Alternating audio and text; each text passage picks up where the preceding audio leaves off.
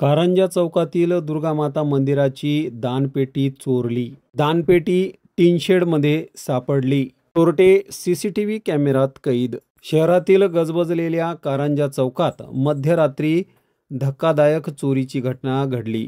दुर्गामाता मंदिरातील वजनदार दानपेटी चोरट्यांच्या हाती लागली। दानपेटी एवढी जड होती की ती उचलण्यासाठी कमीत कमी 3 ते 4 जणांची आवश्यकता होती। म्हणजेच ही चोरी नियोजनपूर्व टोळीने केली असल्याचे स्पष्ट होत आहे।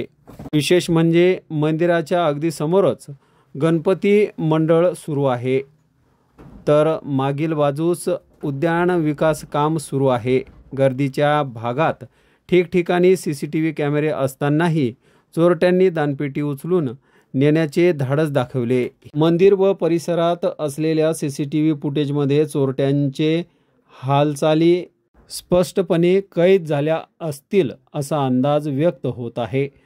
दरम्यान चोरीला गेलेली दानपेटी भोंडे सरकार चौकातील जुनी प्रबोधन शाळा परिसरातील टीन शेडमध्ये सापडली। मात्र पेटीतील सर्व पैसे गायब असल्याचे निदर्शनास आले आहे। श्रावण आणि गणेश उत्सवामुळे दानपेटीत मोठी रक्कम जमा झालेली असल्याची शक्यता असून घटनेची माहिती मिळताच बुलढाणा शहर पोलीस घटनास्थळी दाखल झाले।